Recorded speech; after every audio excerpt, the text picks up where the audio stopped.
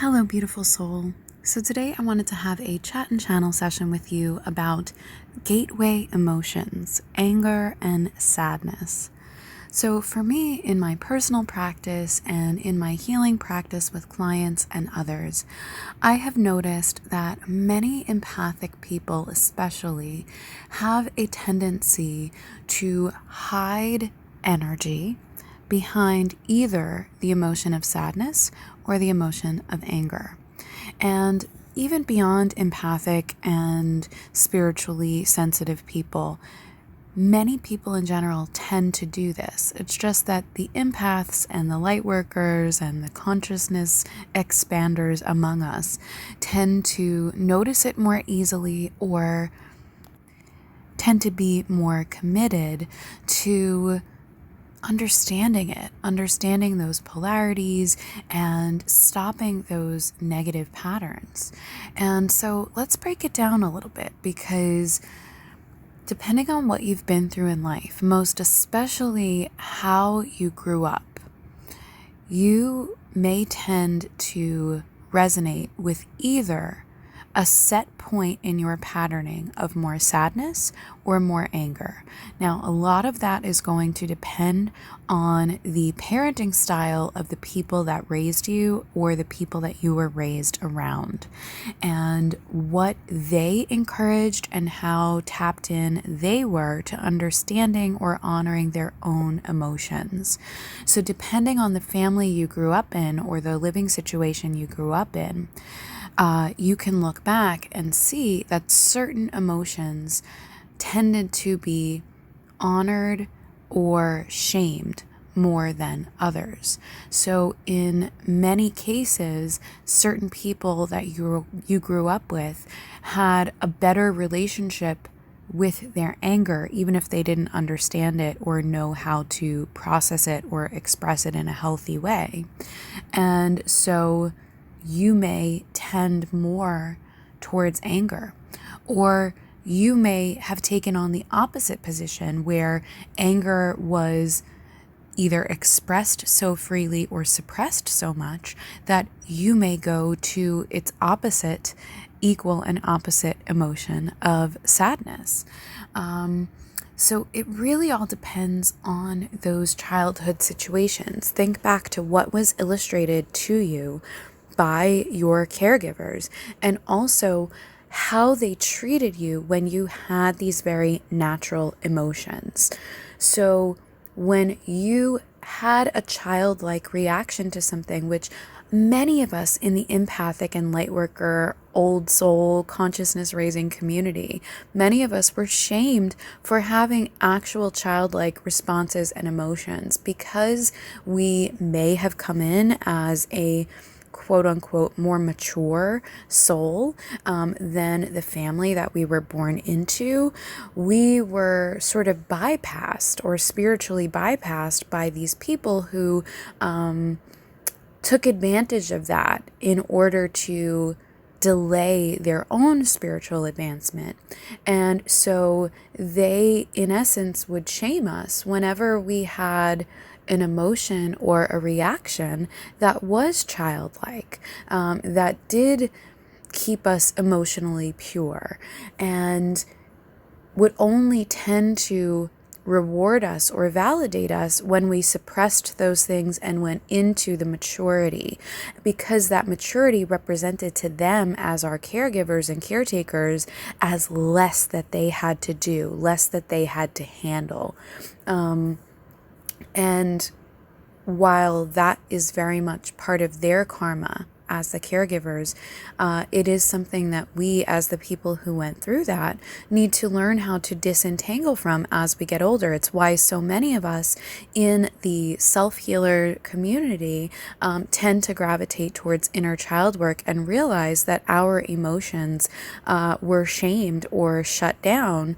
And while we may have used that experience to evolve even more as a spiritually enlightening or awakening soul, I find that no matter how intelligent we are, no matter how quote unquote awakened we are, many of us gravitate towards needing to tap back into and do that inner child work or that inner child healing because that part of us and that part of our experience was so shamed and shut down in our childhoods. For more on this, you can view previous chat and channel videos where I also talk about the empath narcissist polarity and that being a large part of how many empaths grew up, and your secret relationship with the universe in terms of how this may be affecting the way that you view the universe or the way that you're actually able to manifest for yourself based on these childhood developmental wounds. But I wanted to touch on this again and bring this up because the way that we lay the framework for how we experience and allow ourselves to experience emotion later in life, no matter how many past lives we've had, no matter how many spiritual connections we have, really does, in my experience, also greatly link to our childhood experience. And especially because our emotions also tap us into deeper connection with our chakras or our energy portal systems that are in our bodies. And although chakras are points of energy and are connected with our soul, they are also things that develop physically in coordination with our physical childhood development. So certain chakras will develop more based on the age that you are in childhood. So for example, the root chakra has the majority of its physical development for us in each new lifetime from the ages of 0 to 7 in my experience. And so during that period of time, the emotional patterns that you were brought up to witness and have either validated or shamed within your experience lay the framework for your relationship with your own root chakra and your own ability to ground or feel safe or feel stable or supported or provided for, regardless of if you were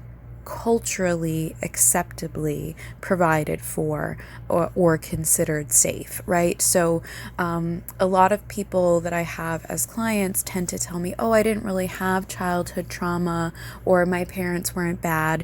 They don't have to be bad. You don't have to have traditionally considered trauma or abuse to have had an unstable environment growing up, or to have had caretakers who were justifiably doing the best they could, but did not know how to respect their own energy, boundaries, and emotions, and therefore did not know how to respect and honor and help you develop yours. And so that's something that's really important to remember, because a lot of times the attention solely goes to focus on the very obvious abuses. And while those are valid, and I've been through those as well, I find that viewing the whole spectrum can help us to all find our own unique healing experience as we evolve. For more on this, you may also be interested in my Empaths and Energy Instant Access Masterclass, which you will find a link for in the video description or comment section. That especially goes to how we develop as empaths, the empath narcissist polarity, how some of us were raised with narcissistic parents, and how empaths are both born and made based on the living situation growing up. It also dives into, even beyond that, for other types of empaths, in understanding your empathic superpowers, your empathic gifts, and going through an energetic light code activation for deflecting unwanted energy. So you may want to check that out as well. But let's keep it full circle and go back to talking about anger and sadness. So now that we understand how anger and sadness were possibly either validated or shamed during our developmental style, we could really go into breaking down how they are so linked. So, they are both points of passion. They are both points of deep emotion. And this is why people tend to also gravitate towards love-hate relationships, because on a vibrational spectrum, they are linked in their intensity. They're not linked in their frequency level, because obviously hate and love are very different emotions and very different frequencies. But they are linked on the frequency spectrum in terms of the intensity level or the volume level that they will hit within us. So the same between anger and sadness. So deep sadness will be, let's say, at a volume 10. So even though it's at a different frequency number than anger, your anger could also skyrocket to a volume 10. And I always advise people, because these are gateway polarity emotions, anger and sadness, notice where you have a tendency to be triggered instantly to anger, or impatience is always also leading to anger, or a trigger to instant sadness or dissociation, or pulling back into those blues, those depressive, sad reactions or mindsets, because that is probably what got you understood by your caretakers more. So the thing that got you more attention when you were going through something big is probably the thing that you will link to when you are triggered. If as a child you weren't noticed, you weren't validated, you weren't paid attention to or helped unless you had a very big response, that is something that was the fault of your caretaker. It was not your fault, but you developed an adaptation to have a big response in order to get their attention and in order to get your needs met. And so it becomes an ingrained subconscious pathway or pattern or neural pathway within you until you notice it in adulthood, in healing, in inner child work, and start laying a different groundwork of a different neural pathway, a different pattern, and a different style within yourself. So in my experience, doing this can be a process. It can be a process of untangling from those neural pathways and from those trigger patterns. It's not something that necessarily will be linear, but it is something that doing inner child work and healing can help with. In my shamanic work, I tend to also do soul loss or soul theft, soul retrieval with myself and with my clients in these issues, because if these big responses that we were forced to have in order to get our needs met, or in order to get that attention or help or support from our caretakers, also caused or were from trauma. Sometimes we have a tendency to not access that inner child so easily if there was the phenomenon of soul loss about that. So sometimes our soul even goes so far to protect us as to separate a fractal piece of our soul because of that intensity of that experience. And sometimes we need the retrieval of that part of our soul in order to fully accept and heal and integrate and honor that inner child. That's not to say that everyone has to do that. That's going to be solely based on your experience, your personal traumas, and your personal relationship with your nervous system based on how overloaded it was forced to be during those experiences for you. And that is something I do with clients. However, I do that via consult, which you can find the link for in the video description, or the caption, the podcast caption or comment section, because I like to see that we're a good fit before I build custom packages to work with people in such a deep and healing capacity. So if you're called to, you can use that link to contact me about that.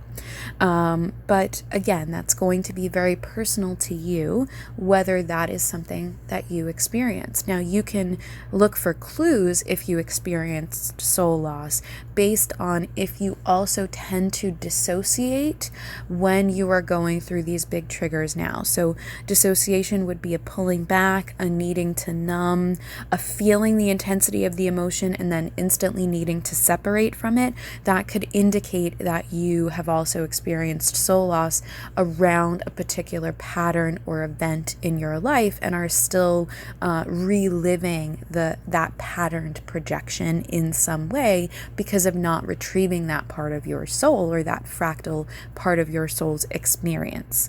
So let's also address what else you can do in understanding yourself. Whether you had a soul loss or not, I find it key to look back at those first childhood experiences that you can remember around having big, intense reactions. So you're going to want to identify what were my big, intense experiences and reactions from my caregivers in childhood as early as you can remember, and then keep going back if you can. And try to also look for moments that were reactions based on sadness and based on anger, and see which tended to be more for you and more for your experience, which tended to get you more attention from your caretakers. Was it when you really got mad and threw a tantrum and went down on the floor? Was it when you were angry and yelling and screaming or breaking things? Or was it when you were sad, when you were crying, when you became despondent and were shutting down and were very sullen? Which got you that love, attention, affection, or support more? Now, this is not to say that we're supposed to justify all childhood tantrums or give in to the needs of children who don't yet have that part of their brain formed in order to have the capacity to let's say understand the consequences of things or have a delayed response or reaction or patience in waiting for something. Obviously, we need to be able to support our children in their emotions while also not giving in to every whim. But this is to say that sometimes our basic needs or our basic emotional nourishments were not met. And the only way that we could get them met or show our parents the importance of a certain issue for us was to have a big response. Now, to the outside, that doesn't always have to look like a big response, because a sullen child's big response will be things like not eating, not sleeping, being very quiet.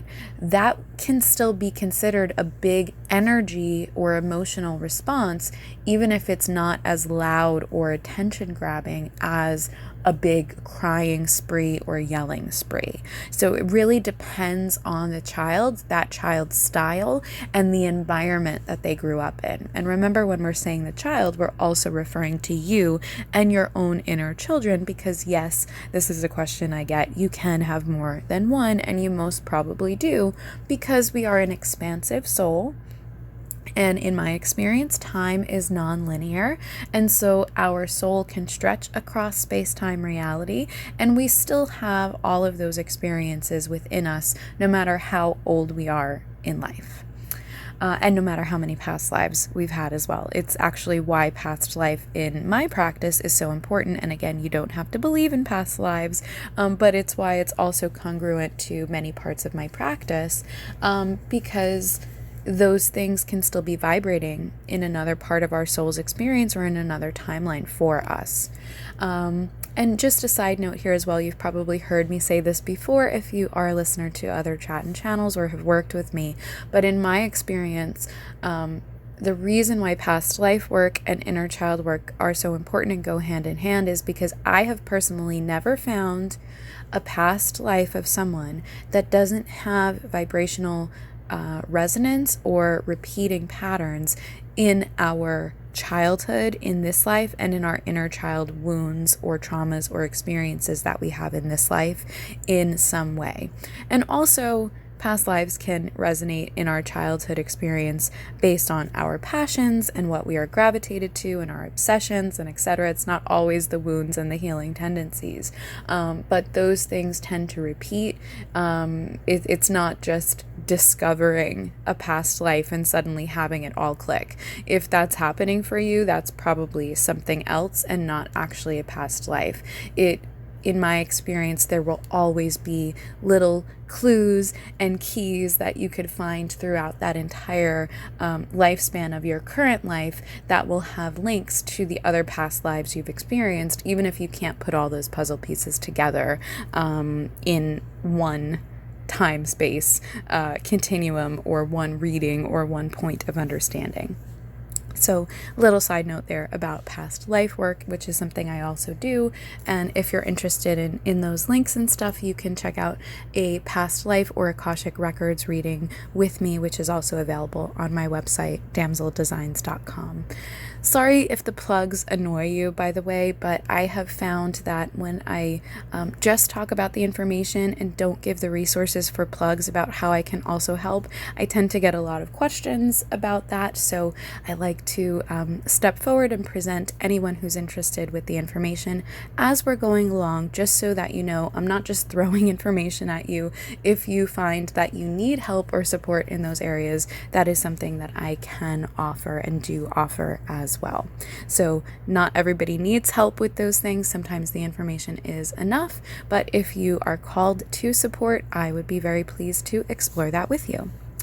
All right, so now that we have gone into all of that, I want to address what to do now that you've started the work of exploring these things. And I welcome you to also listen to this again and maybe grab a journal on your second listening and do a little stream of consciousness journaling, pause and play this material and see what comes through to you as you're doing your own writing and journaling and stream of consciousness. Because this is a channeling session, I find that it is very energy activating for people, and you will be able to access your own information if you choose to and want to do so. So as you're listening and going through that and maybe finding and linking back to some of your patterns, remember that you don't have to have the plan of what you're going to do with that information. I know some of us tend to get overloaded in terms of, oh, okay, I got the answer, I got the information, I found the root of one of my patterns. Now what do I do about it? Take a break if you can and integrate that first. Because that information has been unrecognized for so long, I find it really important that we don't automatically jump to needing to do something about it once we've received it. Celebrate the fact that you receive it, you found it, you pinpointed that information for a little bit before you jump into needing to do something about it.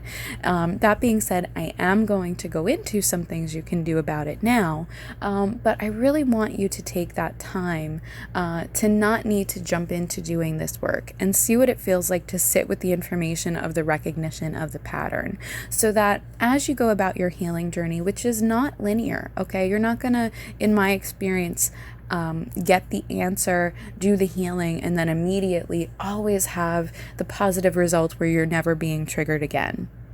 In my experience, healing is nonlinear, which means that once we have that pattern recognition information, then we have the tools or the healing of what to do about it. And then life generally does tend to get easier in terms of not being triggered so often. But you may still notice from time to time that you are triggered. Know that is because you are going on an upward spiral. And sometimes you're spiraling around on an upper rung or an upper tier of that spiral, and you'll be able to look down and see some of those old triggers, and yeah, they may still get to you, but you're on a higher tier, you're on a higher plane, you're on a higher level of consciousness with it now, which means that because of that higher level, because of that recognition, even if you're triggered, that trigger no longer has the control over you that it once did. So if you are triggered again, but you recognize that you're triggered, celebrate that and try to be gentle with yourself, and don't go into those fear-based thoughts that say that you're not actually healed or that you're replaying a pattern. Just be gentle with yourself and understanding with yourself and accepting of the fact that you are having a human experience where you are feeling emotions. Those emotions may have gotten a little carried away, but you respect yourself and are committed to understanding why that happened this time. And having that respect and love and appreciation for yourself will also be healing to all your inner children who were suppressed in shutting down, honoring, understanding, or recognizing their emotions, or having those emotions recognized, validated, supported, or understood by the caretakers that you had in your life. And that also goes to past life experiences and traumas and unvalidations as well. And so then in addition to that caring process, something else you can do as you evolve and as you're called to, of course, these are never requirements. These are suggestions. Take what resonates and leave the rest. But something else that you can do is when you feel that you have a very deep or passionate emotion, whether that be anger or sadness, be committed to feeling the emotion, but also looking past the emotion. Okay, why am I feeling this now? And if I am feeling sadness, what is the anger part of me that I am not recognizing? Because in my experience, I personally had a tendency to gravitate towards sadness before I would allow myself to feel the anger. So particularly when injustice was done against me, when I wasn't respected, when I wasn't honored, when I was disrespected or abused, I would have such a tendency to feel into that emotion of sadness and the crying disrespect of the injustice, even though there was a large part of me that was really, really angry about it, and I would not honor that anger. And so then for me, as a part of my healing journey, sometimes that started to flip, where all of a sudden, because I had finally felt through so much of the sadness and cleared so much of the sadness and understood why I was feeling sad and healed and validated myself in that, then I had all this anger when events such as that would either happen again or be triggered in memory or something like that, or have something that was echoing of that experience for me. I would have all of this anger and I would feel really impatient and I would just have this big fire reaction. And while I would not want to project that on others, unless it was a particular abuser of mine, which I kept having in my life, and I did have a tendency to explode that on them after a certain point, just being honest and vulnerable and 100% with you here.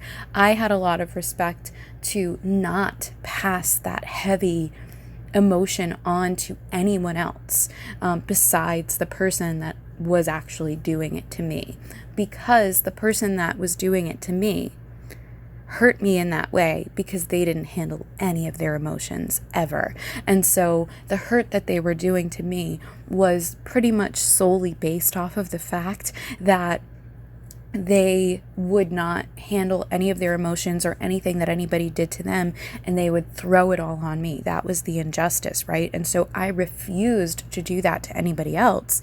However, in that refusal to do that to anyone else and pass that negativity on, I was hurting myself by internalizing either that anger or sadness and turning that into things that hurt me, whether that be sickness, whether that be clenching my teeth so much, or whether that be unintentionally and subconsciously, hitting myself when I was really angry. You slam your fists, or you bang the wall, or you bang something to get that anger out of you, and then it just hurts you, right? Because we haven't been taught healthy ways to deal with intense emotion, and because many of you may also have that honorability or that integrity to know that it's not a positive thing to do to pass that emotion on to someone else. And so what tends to happen is we have this wounded healer or this martyr pattern or mindset on us to internalize it in a way that hurts us rather than get it out in a healthy way. So recognize if that's a pattern that you also have. Do you internalize it or dissociate it from it so much that it just becomes unhealthy for you? Or can you find a healthy way to express that? So finding the healthy ways to express that, like I said, first and foremost, are also going to be identifying any other linked or hidden emotions. So if your primary response is anger, I want you to look for where you are internally feeling sadness. If your primary response is sadness, like mine was at first, I want you to link back and look for where you are primarily feeling anger. And then I want you to look for the healthy ways that are going to be relevant for you in order to release that or have that validated. Now, this is not to say that you have to do everything on your own. Matter of fact, you shouldn't, because I have done that. It is also very unhealthy. It can be re-traumatizing, and it can make you feel even less supported by the universe. But it is to say that we need to be committed to finding healthier people and safe spaces in order to vent or share these things with. Because in my experience, again, if you are sharing these things with unsafe people or unsafe containers that actually are sort of energy vampires or are feeding off of the fact that you are having a negative emotion and experience and only validating you or being a container for you based on their own wounding of needing to feed off of seeing other people have negative experiences, that's not going to be healthy for you, and it's going to lead you down a dark and twisty road, again, in my experience.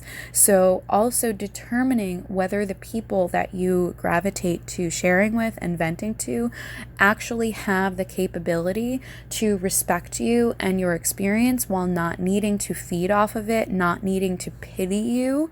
Because if you see people that are pitying you or sympathizing with you rather than empathizing with you, they're not people who currently have it in their space or their spectrum or their soul growth to be able to handle what you're going through in a way that is respectful of your experience and helps you to get through it and release it. In my experience, and it's not that they're bad people or they're not intelligent or love you or whatever, but in my experience, those will tend to be the types of people that want to keep that experience going for you in some form or capacity rather than help you to release it, heal it, grow through it, and not need to carry it anymore. So those will be the types of people that check on you very often, but do so in a way where you can notice that subconsciously it almost feels good for them to keep you in your place, knowing that you're still experiencing some hardships, or where, again, they can only pity you or be so sorry for you rather than simultaneously encourage you in the ability to overcome it or grow from it or do something about it. Now, that's not to say that they need to have unsolicited advice for you, because that's another boundary issue. But you, as you grow and as you try this out, will notice the people that can hear something negative that you've been through or are going through while also having the faith and respect in you and your abilities to know that that's not your identity. It's not who you are. It's just something that you're growing through. And it doesn't have to be something that you're continuously going through. All right. So take that into consideration, because there will be a difference between those people who want to continually identify you with your struggles rather than the people who help you identify that you are more than those struggles. And not always will those be people that remain in your life, by the way. There are certain people that are part of your life for certain seasons of life experience or certain seasons of you as an unhealed person. And then as you're healing those things, you may gravitate out of each other's lives if they're not growing in the same way or in the same direction that you are, or if they no longer have the capacity to validate you and your experience as you validate theirs, or in a way that allows for your growth and your release of those negative things. So please be gentle with yourself if you are someone who finds that you are outgrowing certain friends or family members or soul groups even, because that's actually a good sign. Not to say that we should be flaky and just drop people and leave them behind, but recognize when your relationships want to change and when those people are no longer safe spaces for you or are no longer meant to be in your life in the same way as you may be growing in a different direction. And this is also why I really encourage, while it's great to have friends and soul group members and soul tribe members and colleagues that you share things with, I also encourage, please also, if you're called, find a practitioner, whether that be a traditionally licensed and medical accredited professional, which I am not, by the way. I'm not licensed in the medical field, or whether that be someone learned in practice and experienced in practice and practicing like myself, who can be a safe space and container for you, who is educated in the things that you are going through or have gone through, and can hold that safe space for what you've been through, help you heal it, help you release it, and also simultaneously allow for and encourage you in your growth. Because we need to have better boundaries and discernment with who we either trust and talk to or work with, in making sure that they are actually capable of handling the things that we are going through.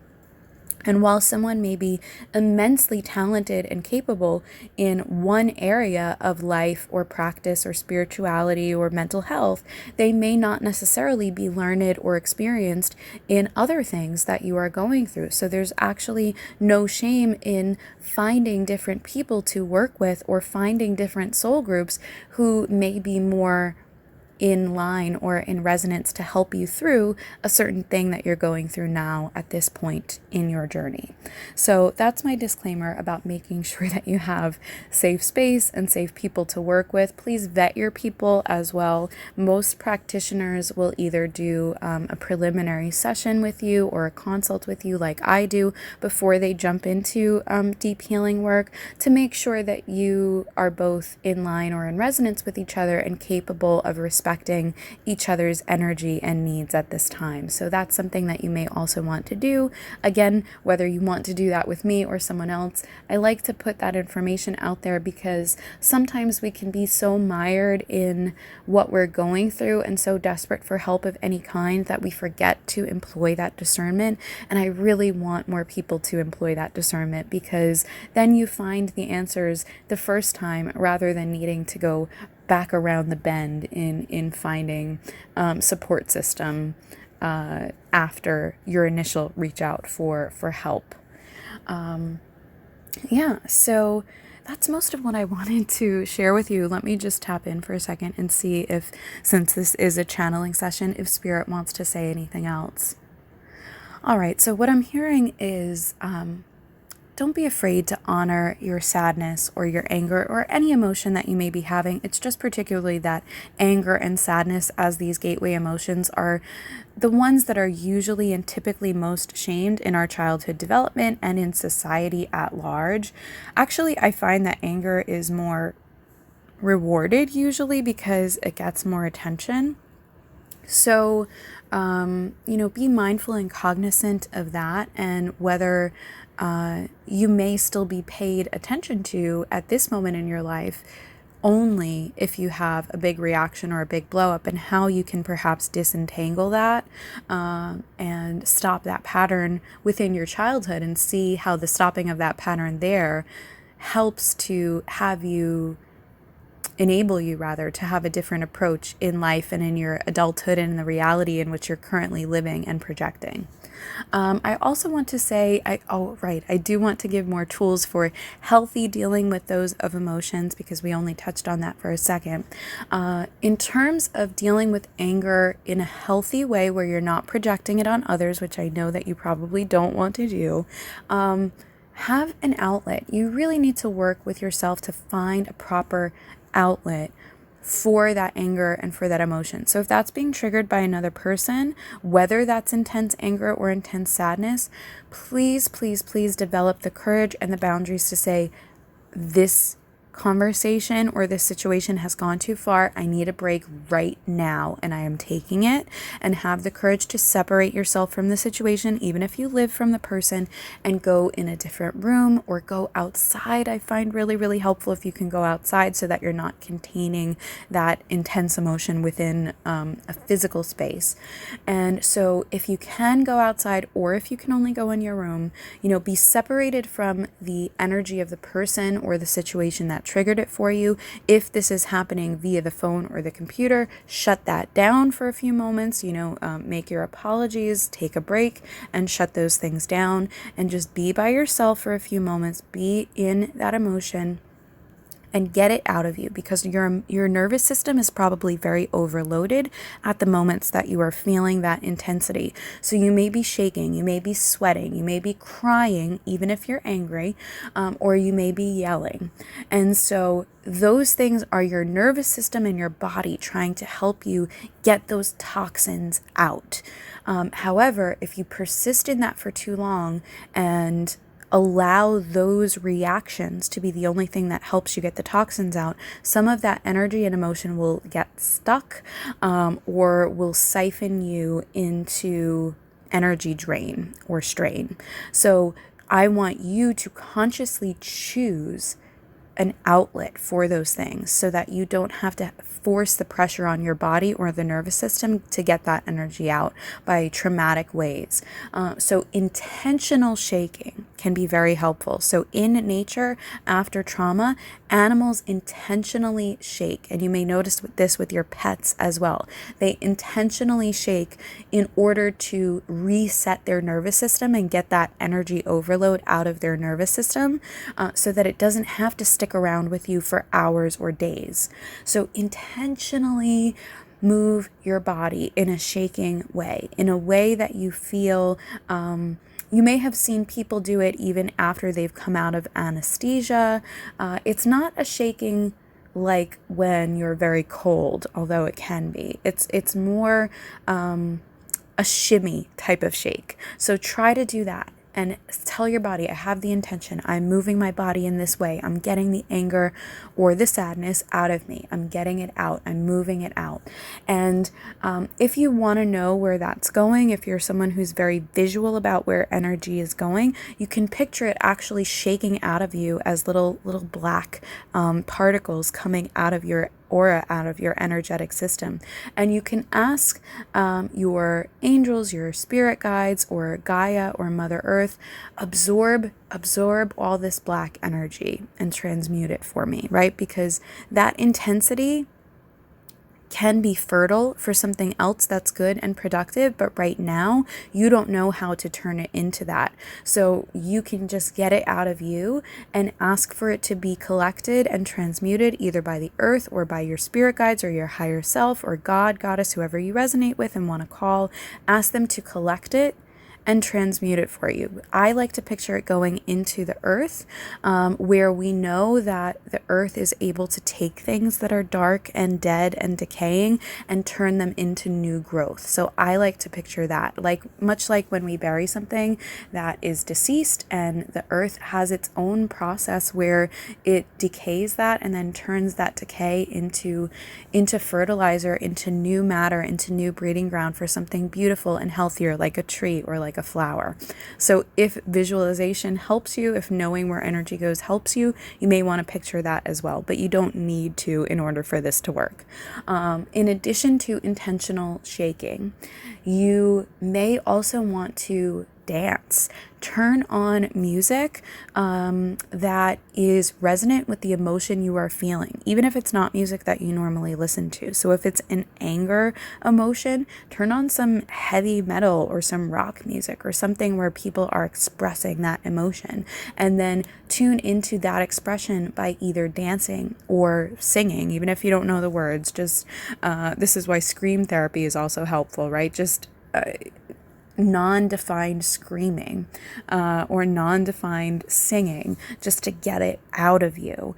And that can also work if the emotion is sadness. Turn on some sad music or turn on a sad TV show or sad movie, and instead of focusing on the situation that made you sad at that moment, focus on the situation that's sad in the song or in the movie or in the TV show and allow yourself to cry over them and empathize over them just to get the emotion out of you. And then later, when you're more calm, you can look back on whatever it was that just happened to you and heal and empathize with yourself over what just happened to you. But I personally find that it's more difficult to do that while we're still feeling the emotion of it. So if you can get some of that emotional charge out of the way by decharging yourself with feeling those intense parts of the emotions with something else, something outside of you, then at another time you can look back to what you just went through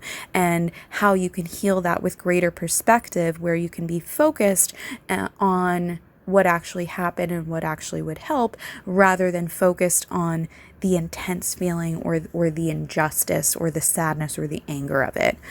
If you are feeling anger, you may also want to do something like exercise. Exercise doesn't really lend itself to sadness very well as an emotional discharge. Walking can do that. If you're feeling very sad, having a nice calm walk in nature can, but actual like cardio type exercise, I don't personally find helps decharge sadness. It may help you, go with whatever helps you.